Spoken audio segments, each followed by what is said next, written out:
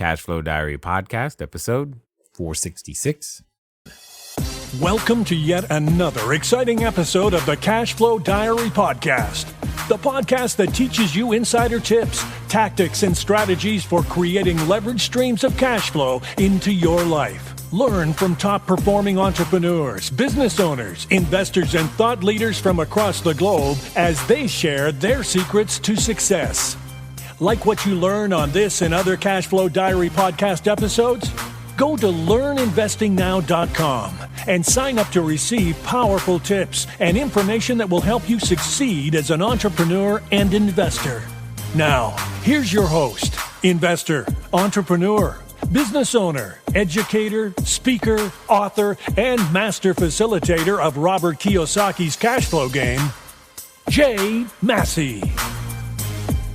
All right, ladies and gentlemen, welcome to another episode of the Cashflow Diary podcast. I'm your host, Jay Massey, and I'm glad that you're here today because here's the thing. What it comes down to is I know that you've got all kinds of ideas. Maybe you have a product. Maybe you have a service. Maybe you here's the thing I know.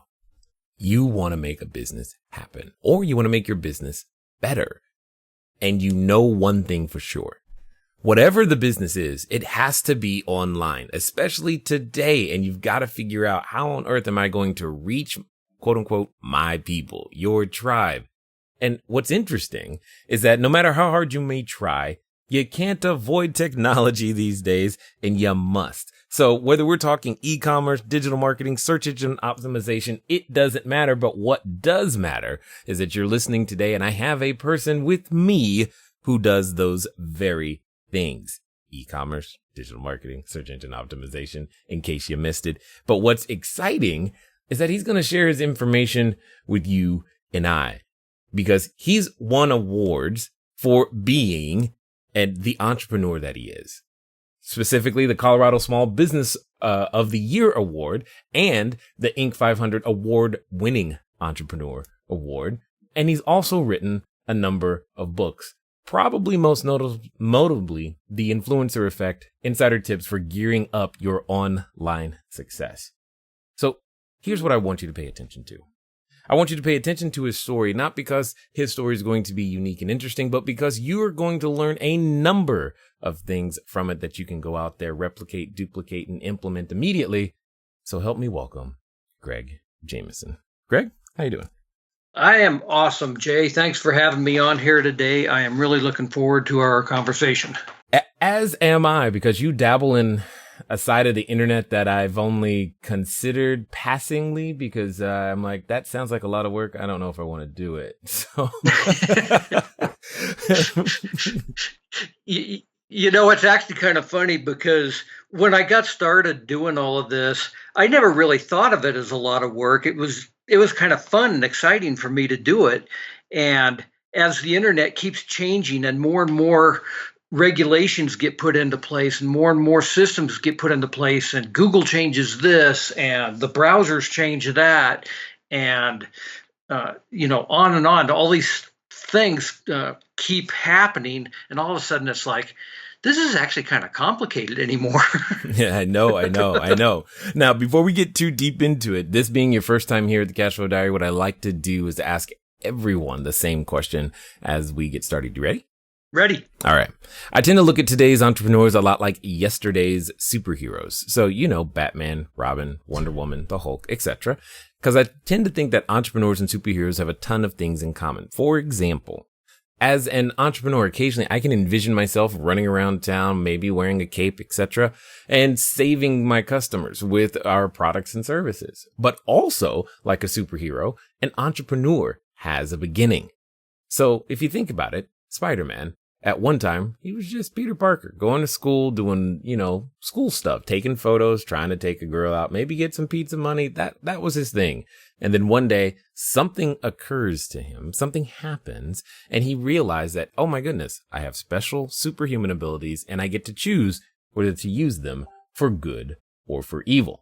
So my question to you, Greg, is as follows. Before the awards, before even your first book, The Dirty Little Secrets, before the businesses that you currently do online, before the web stores, before your public speaking, before everything that people know you for today, what we want to know is, Who is Greg Jameson?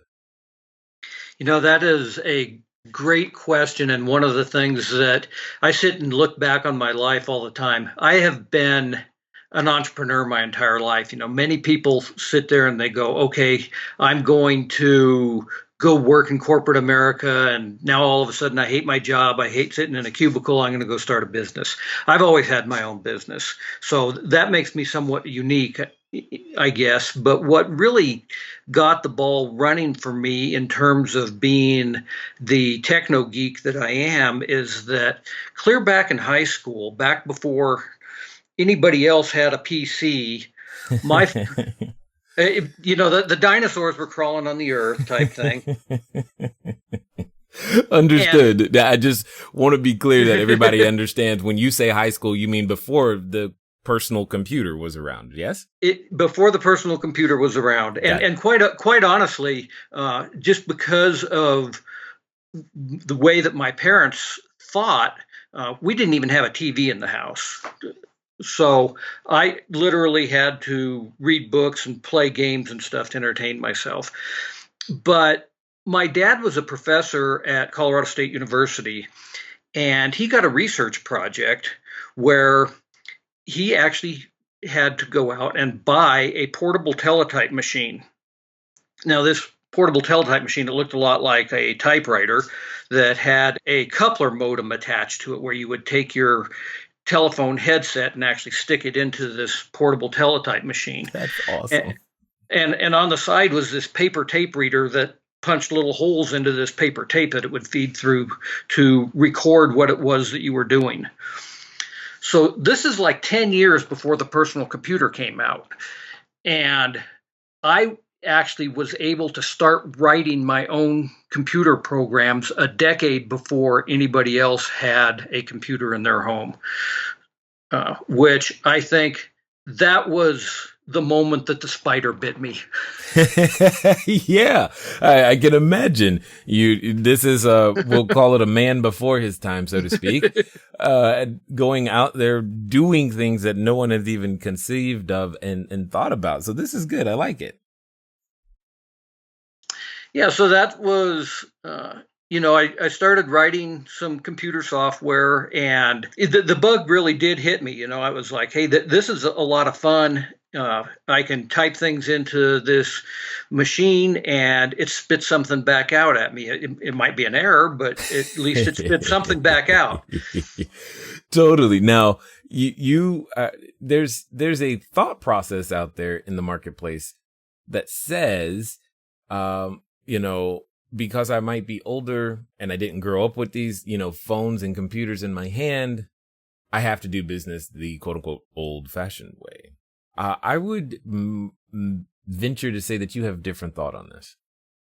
I totally do. And one of the things is that the reality is that a lot of times millennials sit here and think that people of the older generations don't understand computers, and that the older people might even think that way themselves. But the truth of the matter is that we're the ones that actually built these technologies in the first place. The younger generations might do, and they do an incredible job of using those tools, but it's because of my generation and the other people out there, the Bill Gates and the Steve Jobs of the world, as well as, the Tim Berners-Lees and so forth that did the internet. We're the ones that created these systems for the younger generations to actually take advantage of. And what's interesting now is that the things that I believe we're seeing today are the systems that are being built being built on top of on this, we'll call it groundwork foundation that has already been laid. But there's something interesting in your story that I think a number of people would love to know. And because you said you've always had your own business, how did you achieve such clarity so young? It was actually kind of an accident, I guess, in some ways. I was going to graduate school, and was actually writing a computer program that did, of course, that did landscape design software. And it allowed you to basically go out and place a plot of land out there and start moving some dirt around and placing trees and rocks and whatnot, and creating a landscape design. About that time, while I was still in graduate school, I was working for a landscape architecture firm, and I convinced them that they should buy AutoCAD. Now, this was a long time ago. It was AutoCAD version 1.2, if anyone wants to look up when that was. And they kind of took my advice and bought an AutoCAD system, and it did not do landscape architecture at all. In fact, it was pretty cumbersome. So they kind of gave me the dirty look and were like, Jameson, you better get this thing fixed. So I would go home and work on it on my own time to make AutoCAD do landscape architecture. I brought in what I was doing, and they were kind of excited about it. And the people that sold us the system ended up coming back a couple months later to see how we were getting along with what they had sold us. And I showed them what I had done, and their eyes got real big, and they said, we could sell this stuff. And had a little bit of a discussion with that, and decided, why not? So that was the birth of my first company. It was named LandCAD, and things kind of took off from there. What was really interesting is that as I grew this company to where we were selling software in like 25 countries around the world, the people that sold us the original system, the guy that was in charge of that company, he ended up coming to work for me. That is funny. Now, here's the question. How did you successfully make this transition? Because this is pre-internet as we know it. This is definitely YouTube and cell phones, and even websites to a degree didn't have they haven't even come into their own. One of the challenges that I hear a lot is, hey, Jay, I'm too old for short-term rentals is our thing. So I'm too old for short-term rentals and all that technology stuff that you guys are using to go out there and make that happen. I didn't make the transition. How are you able to successfully do so? And more importantly, how can someone else continue to make this transition? I think that it really has absolutely nothing to do with the technology. The internet makes things maybe simpler to be able to find somebody and to communicate with them. But quite honestly, the whole thing boils down to relationships. And what I did, since the product that I was developing worked on top of AutoCAD, is that I actually went up to Autodesk, the makers of AutoCAD, and I showed them what we were doing. And they invited me to come to a trade show with them. And beyond that, because I had gone up there and introduced myself to them, had worked a trade show booth with them, I started to develop some relationships with some of their staff, and that made a big difference. When it was time for me to get an international distributor in, say, Israel, they were the ones that would actually make an introduction to me and say, hey, here's the person that is the distributor in Israel for AutoCAD. Why don't you talk to them? And so building a relationship with someone is really the key to doing business, whether it was in the internet age or pre-internet age. Got it. So talk to me, take us through this transition. How did we go from LandCAD to WebStores?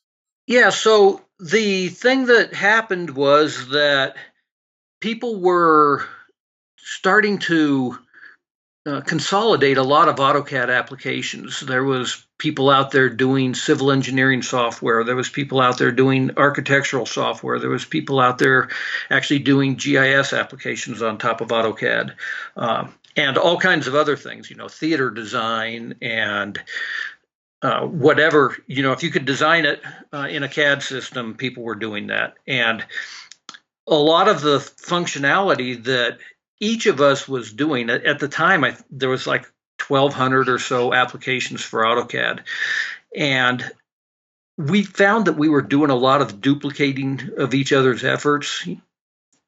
And as a result of that, Autodesk would actually see some of that too, and they would put some of that functionality into their core product, because if you needed to dimension an object, then it was like people are dimensioning an object whether they're doing an architectural drawing or doing a mechanical engineering part. So Autodesk would implement some of those features into the core product. Mm-hmm. So the whole industry started to consolidate, and we ended up actually merging our company with a couple of other companies that one that had an architectural application, one that had a civil engineering application. We merged the whole entity in order to take the company public. Oh.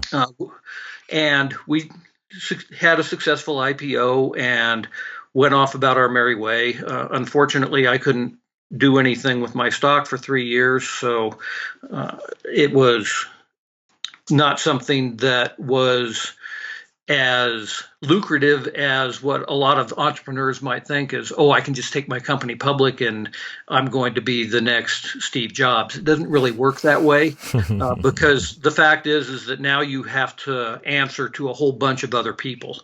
I actually recommend entrepreneurs that you keep your company private at least as long as possible, because it gives you more flexibility than a public company does.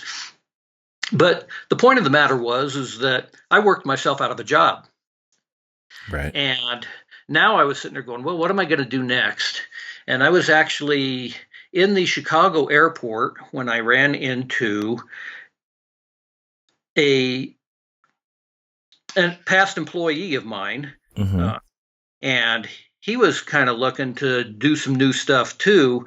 He had began to work with some people doing some facilities planning types of software. And he had this idea that he could take this facilities management software that he was working with and kind of marry it with AutoCAD and create a scheduling system where people could schedule facilities for different uses. Got it. And he said, so how would you like to come to work with me? This is an important lesson for the entrepreneurs listening to this podcast: is treat people well. You may end up working for a past employee. Right. Now, in fact, we were partners in this new venture, but the lesson is the same: is that you need to treat everybody well, because, as I said, everything really comes down to relationships. So we ended up going into this partnership, and we created a scheduling software that we specifically marketed towards schools.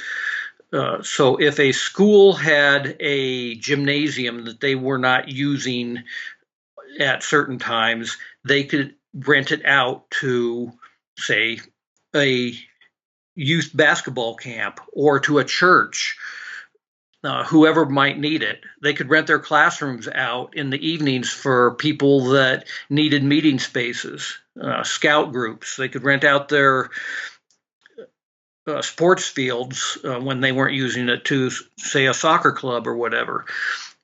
We actually ended up getting most of the school districts in Colorado to use our scheduling software, and they were making additional revenues that they had not been making before.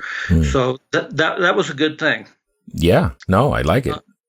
I learned a lot about doing database software during that time, and we actually built this as a web application so that people could fill out a scheduling request form on the internet and see what things were available when. Now, today, that's not that big a deal. You see that all the time with, people buying airline tickets or whatever. But at the time, it was kind of trend setting. Yeah, no. Well, I was actually thinking when you were talking, it's the concept is been around for a while, and now the implementation of how we handle excess space or excess capacity is different. I mean, if you think of companies like Airbnb or Uber or Lyft or, what was I going to say, Handy or even TaskRabbit, all of these are kind of it's the same concept, just employing something different. Whereas you guys were focused on facility usage. The other companies are just focused on, using your car, using, Airbnb is still facilities, I guess you could say, at the same time. Now, what led you to the concept or at least the transition that said, you know what, e-commerce is going to be the place for me? Hey guys, thanks for listening as always, and I'm glad that you continue to support with each and every download and subscription and share. One of the things that I want to ask you though is, where are you listening to me from right now? I know some of you, maybe you're on a treadmill, maybe you're washing dishes, maybe you're walking that dog, and some of you are actually in a vehicle driving right now. One of the fun things that you can do, get some of your time back, is begin to living a car-free existence.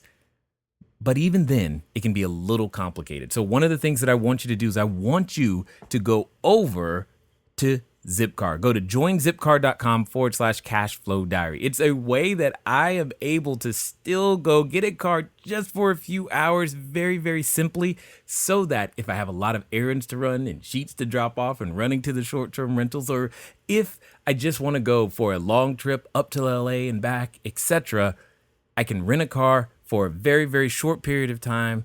And the cool part is I don't even have to pay for any gas. Again, go to joinzipcar.com/cashflow diary. And that actually came from one of my customers. And we had been doing just a little bit of web work with them. And because in addition to doing this facilities scheduling stuff, we had started to dabble into how can we tie databases into websites in general. And what I was thinking at the time was, hey, we really need to take this company nationwide. And my partner was like, I kind of like it as a lifestyle business. I'm not really interested in that. So we ended up splitting ways when this one company came to us and said, they were a concrete pumping company, and they sold concrete pumps that cost like $500,000. At the time, we weren't going to be selling too many $500,000 pumps off of a website, but they had a bunch of contractors that needed to buy things from them as well. They might be buying parts to the pump. They might be buying things like safety vests and hard hats and so forth, things that they needed on their job. And they said, we really don't want our receptionist taking all these phone calls to these contractors just to have them purchase a hard hat. Is there anything that you can do to help us out? Well, we had the database technology at that point. I knew how to tie a database into a website. And so the answer was, sure, I can do that. And before I knew it, I had ended up writing an e-commerce package. There were not a lot of e-commerce packages out there at the time, because this is 1995. This is actually a year before Amazon started. And wow, we started writing our own e-commerce package. And I guess one thing led to another, and we really started concentrating at that point on doing wholesale applications rather than retail applications, because the contractors, for example, would go out there and they wouldn't buy just a hard hat. They were buying for a whole crew. So they would be buying, 20, 30 hard hats, 20, 30 safety vests, all at the same time type of thing. And so we actually went to the Denver Merchandise Mart and were working with manufacturers and distributors of products that were in turn selling products to retail stores. So we were not at the time taking a credit card on an e-commerce website. If you think about the $500,000 concrete pump, not too many people are going to put down a credit card for a $500,000 concrete pump. No. They wanted some alternative ways of paying. I need to pay this thing on whatever my established credit terms are. And I need to be able to bulk order things.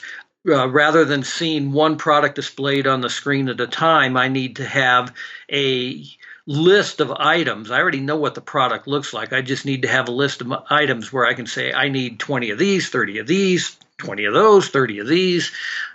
Here's my total, check out, bill me on my pre-established terms.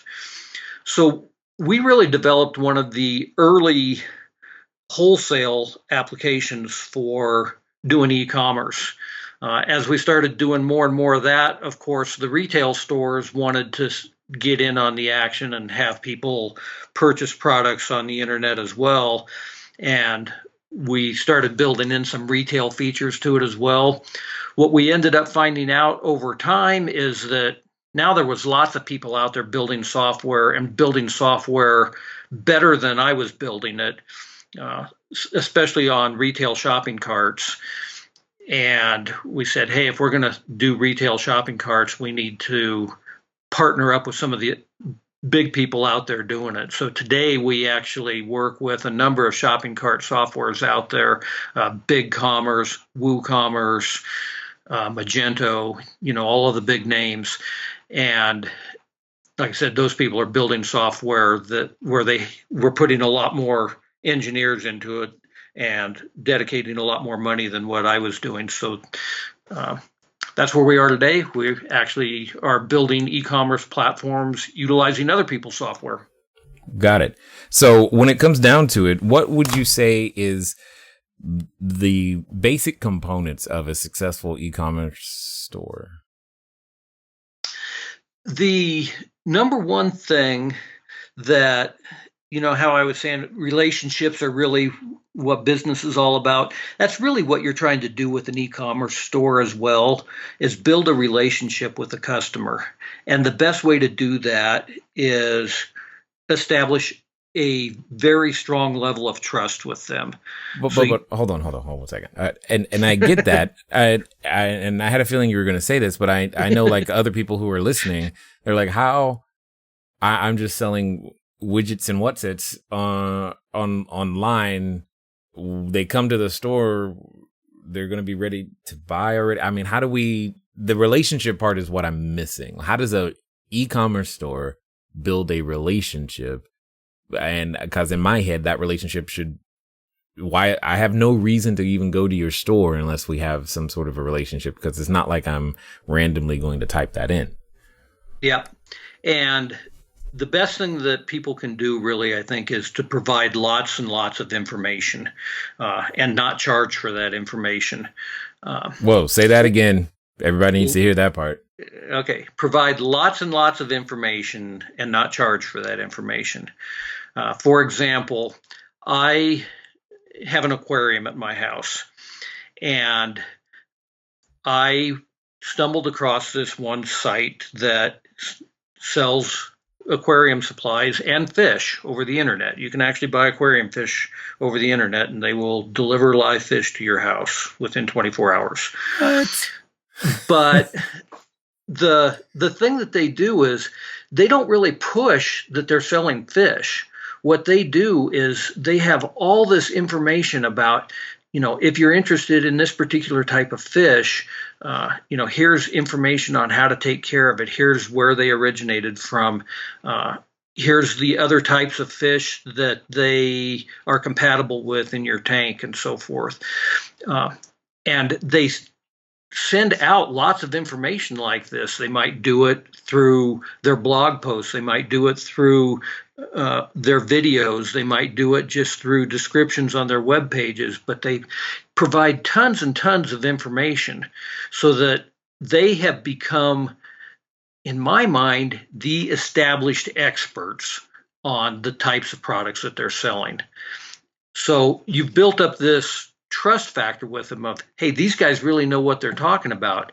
And dang, I had a fish die. I need to replace it. Where am I going to go? That's what people need to do, regardless of what you're selling, is to build it up to where you are the only choice in the customer's mind because you are the established expert. Got it. So it was that kind of the, I guess, the impetus, if you will, for the book, The Influencer Effect? You know, the influencer effect, not really, to tell you the truth. It kind of came out of some other things that I was doing. Now, clearly, that is a big part of it, is that you are now an expert and people are seeking you out because you have expert advice. But the book itself was kind of fun. As you mentioned, I've written a couple of books, and this one felt like it kind of wrote itself. The whole book, from the time that I started writing it to the time that it was ready to go to the proofreader and the publisher, was about 6 weeks. Wow. And it was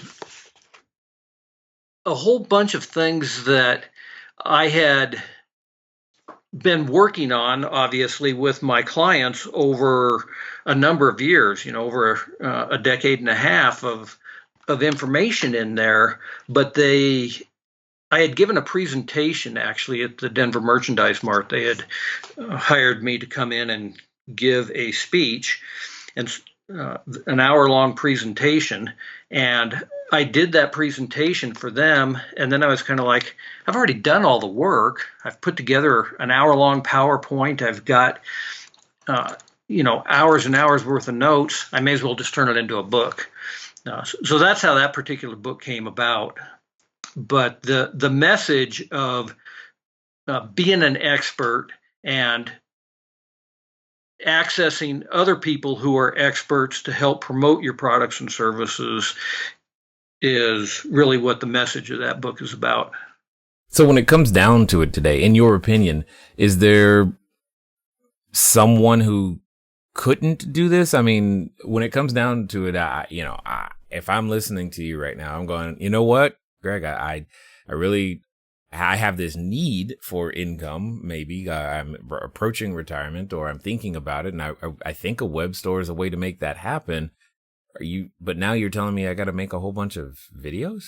You may or may not have to make videos, but the thing that you absolutely have to do if you are truly going to make it work for you is you have to become the only choice for what it is that you are promoting. You need to be unique in some way, and you need people to go, I know who the expert is on that subject, and that's where they end up going kind of by default.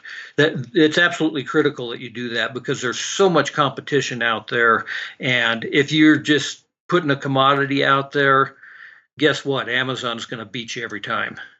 Yeah, that makes sense. Now, for those that have listened this far and want to follow up with some more and find out more about what you've got going on, what's going to be the best way for them to catch up with you? Well, if you go to my website, gregjameson.com, there's actually a couple of different pages on there. There's one that is just called Connect, and it's got all of the different ways that you can connect with me. There's also another one on there that's just called Free Gift. So you can just go to gregjameson.com/free gift, and you'll get some good information there. And that way we'll be connected through email, and we can touch base through there. Excellent. Now, as we end, I have a question here for you that I think would be good for others to hear your perspective on. Let's pretend that, someone listening is on that, what I like to call the precipice of decision. They're possibly even standing in front of the superhero outfit store, ready to, put on their cape for the first time and make a web store happen for themselves. But like I know, is that oftentimes when we reach these points of decisions, we also have a companion, and that companion comes in the form of a voice. And that voice can occasionally say things like, are you kidding? I mean, do you honestly think you're going to be able to compete with Amazon? Do you honestly think you can do a web? I mean, you are going to make a what? And it's going to earn how? And for some people, they're actually related to that voice. So my question to you is as follows. Let's pretend that the person listening is actually going to go ahead and follow through in the next 24 to 48 hours, in fact. They're going to do what you say. So, Greg, what would you suggest that they do? I would suggest that they actually do it. Jump in with both feet, but understand that very few things in life can you accomplish all by yourself.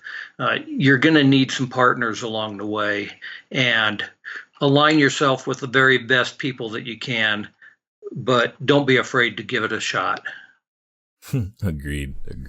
Well, I definitely appreciate you taking the time to share your information, your knowledge, as well as your wisdom here with us today at the Cashflow Diary. Like I said, I really appreciate being on here, Jay, and this was fun.